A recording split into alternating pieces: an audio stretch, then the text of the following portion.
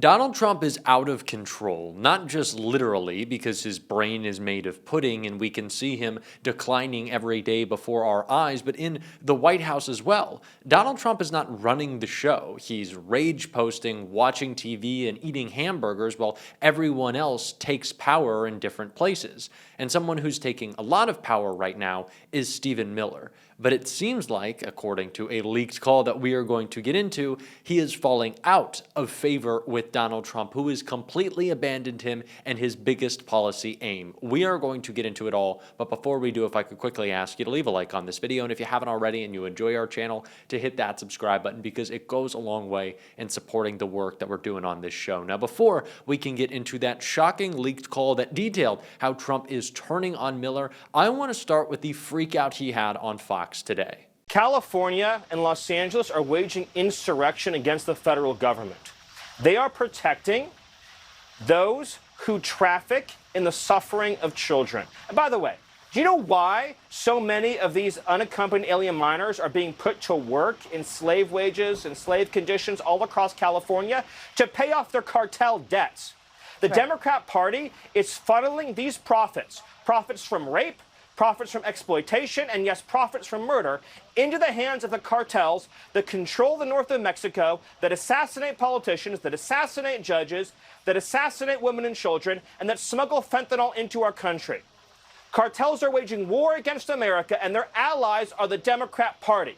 And their allies are the Democrat politicians that are incentivizing these migrant mobs to try to murder our ICE officers in cold blood.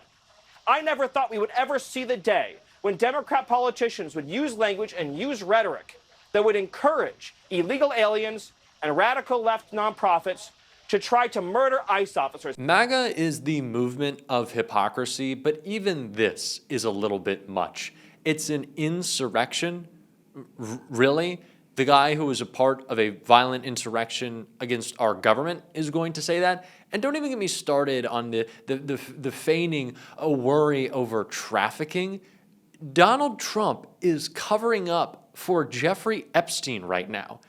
He is blocking any evidence from being released, a refusal to admit even the existence of a client list because of his connection and what it will do to incriminate him. So don't even get me started on Republicans caring about trafficking or law and order or protecting kids. They do not.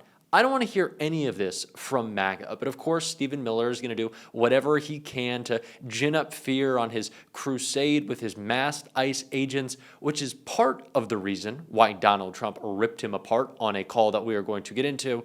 But it has to do with an event that just took place, which is deeply disturbing before we see what Trump said. Say goodbye. ICE blasted as out of control after farm raid turns deadly. A Mexican farm worker who reportedly fell from a greenhouse while trying to hide during a Trump administration raid on a Southern California farm has died from his injuries, the United Farm Workers Union announced Friday. Federal authorities, including U.S. Immigration and Customs Enforcement or ICE agents, many clad in military-style gear, stormed farms in Santa Barbara and Ventura counties on Thursday to execute search warrants for undocumented people at Glass House Farms in Camarillo, which grows state legal cannabis as well as tomatoes and cucumbers. The invading agents were met with spirited resistance from hundreds of community members who rushed to the site in support of targeted workers. Federal officers responded by firing tear gas and less lethal projectiles at crowds of people who were blocking area roadways in a bid to prevent arrests. The Associated Press reported that a farm worker identified as Jaime Alanes phoned his wife in Mexico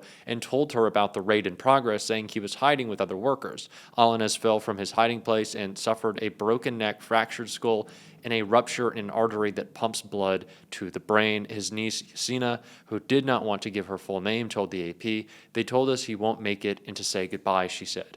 UFW said Friday that other workers, including U.S. citizens, remain unaccounted for. Democratic U.S. lawmakers were among those condemning the Trump administration's crackdown and mourning Alanes' death. A farm worker has died following a federal raid in Southern California. This is heartbreaking, deeply troubling development, Congresswoman Norma Torres, a Democrat of California, said on social media. Lives are being lost in Stephen Miller's effort to torment and scare communities across this country. That is what it is all about. They want to strike fear into the heart. They want to intimidate. And Donald Trump is beginning to realize how deeply, deeply unpopular that is, which is why he is abandoning Miller in his efforts entirely, and we saw that in a leak call right here. Insider spills on Trump's panicked call to ice Barbie as protests raged. A panicked Donald Trump phoned Homeland Security Secretary Kristi Noem to slam the brakes on a coast-to-coast surge of immigration raids after furious street protests erupted.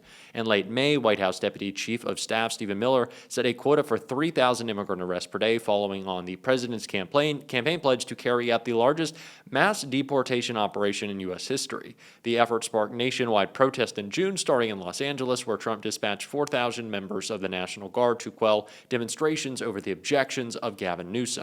Amid the fallout and slumping poll numbers, Trump called Noem, dubbed Ice Barbie for her love of dolling up for the cameras at immigration raids and in front of detained migrants, among other bizarre publicity stunts to pump the brakes. He said, "We're going to do this targeted." One former official who heard this mid-June told Reuters, describing the president's concern that indiscriminate arrest of farmhands and hotel maids were becoming a political nightmare. Details of Trump's call to Noem have not been previously reported. ICE quietly froze operations at farms, restaurants, and meatpacking plants within hours of the call, with senior ICE official Tatum King telling field offices to ease up. But the stand-down list lasted only days before Miller and Noem rescinded the order, leaving agents and activists scrambling to work out what came next, according to Reuters. The episode came as a rare crack in the previously ironclad alliance between Trump and Miller, Reuters reported. Miller's obsessive drive to purge the country of undocumented immigrants has become so notorious inside DHS that officials assigned one unlucky staffer to field his constant calls to spare senior figures from the daily tongue lashings, a former colleague told Reuters. So what this goes to show is two big problems within Donald Trump's White House. The first is that the campaign issue that he said won him the election in his mass deportation plan has become so unpopular and so untenable to even Donald Trump that he has completely abandoned it. And we know the architect of that plan, of course, as the article detailed, the person who wants to carry it out is Stephen Miller. But what that call shows is that when Donald Trump is communicating information to his cabinet members, as he did with Kristi Noem, they're apparently not listening. If Stephen Miller was so willing to go back and flip around what Donald Trump had said, then he knows Donald Trump's not in charge. And if the president's not in charge, what's wrong with the president? These are the questions that the mainstream media has failed to ask as we learn more about these scandals and the inner machinations of the White House. What is wrong with Donald Trump? Why is Stephen Miller trying to act like he himself is the president? And will this break in their relationship get even worse? In my opinion, it will. There's a lot of disruption in MAGA right now. And if Stephen Miller, at a time when Donald Trump is freaking out over MAGA abandoning him and how unpopular he has become, is making it worse for Trump, I see this getting worse for Stephen Miller, which is something that I will really enjoy. But of course, he's not the only one who has to deal with the problem. So does Kristi Noem, who's been screwing up all over the place for Donald Trump. And sure, he's happy that she's on TV, but the backlash is coming. And Jared Moskowitz broke it all down here. You know, heartbreak, you're talking 120 people, 36 kids, and a lot of people are still missing. I mean, this is one of the worst floods in modern time. And so obviously our heart breaks for the community that's experienced this. I mean, but at the same time, this is what government is for. Government is supposed to be there in your time of need. Government is supposed to help when there are these major disasters that are over the capacity of local governments. That's what FEMA is for.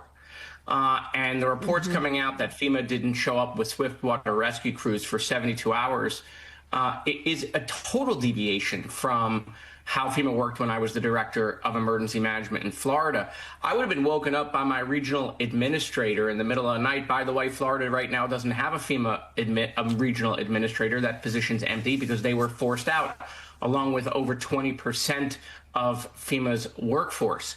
There would have been Black Hawk helicopters that would have been moved by FEMA for search and rescue. They would have had Task Force 1 and Task Force 2 that would have been mobilized within 24 hours on the site. After 72 hours, unfortunately, search and rescue, them showing up then is not as needed at that critical moment. So you're describing what would have happened had this been under your jurisdiction. How would you describe the response in Texas? Well, Kristi Noem doesn't know what she's doing. She has no idea what she is doing when it comes to FEMA. Look, FEMA needed reform. The emergency management industry has been saying that for a long period of time. I have a bill with Byron Donalds, who's running for governor of Florida, to take FEMA out of Homeland because we want FEMA to be faster. And Homeland is a giant bureaucracy with 22 other agencies. They're disabusing FEMA, making it do the grants of all the other agencies within Homeland. And so it needed reform, but that's not what the secretary did. What she did is she broke it. Okay, and she broke it on purpose so that when it fails this summer, she can say, oh, see, we told you FEMA doesn't work. But I actually don't think people in the West Wing know how bad FEMA is, know how bad what she's done to FEMA. She's appointed an interim administrator with zero emergency management experience. That was on purpose because she doesn't want anything to happen unless it comes to her desk. She's actually made FEMA slower, less efficient, so much for the E and Doge for what she's done to FEMA. And it's going to cost lives, and it's going to hurt red states more than anybody else. Mississippi, Alabama, Georgia, South Carolina, Tennessee, Kentucky, Kansas, places that have tornadoes.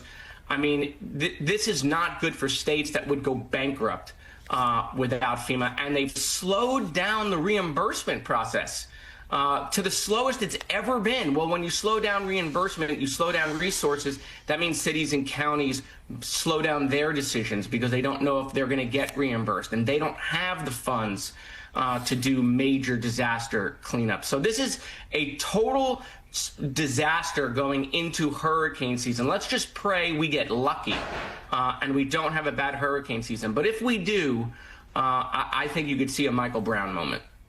So, Congressman, you took me exactly where I wanted to take the next line of questioning. Is hurricane season about to arrive? You just listed a lot of states that are traditionally in the path of hurricanes. Of course, Florida, your home state, right there as well. So in the interim, as you've raised a lot of concerns here about FEMA, is there anything that Congress can do right now to try to mitigate what you're saying are the dangerous cuts from the administration? Oh, Congress could have done a lot of things in the last 8 months on this topic. I've had dozens of conversations with members, and they've been dialoguing with their relationships in Homeland and in the White House. This is the most incompetent administration we have ever seen, and the effects are real. It was not an overreaction from the libs freaking out when we said people's lives would be lost to the idiotic decisions, the unnecessary cuts made by Donald Trump and his administration. It's playing out now, and people are unfortunately learning the hard way. But what will be incumbent upon us is to make sure everybody knows that the examples, the blows to people's lives, to their families, don't have to be personal for them to understand the failure of this administration. That we can communicate that. We're certainly going to on this show every single day. And if you want to support that, as always, you can hit that subscribe button, leave a like on this video. And if you stuck around to the end, drop a blue heart in the comments. And until next time, I'll see you soon.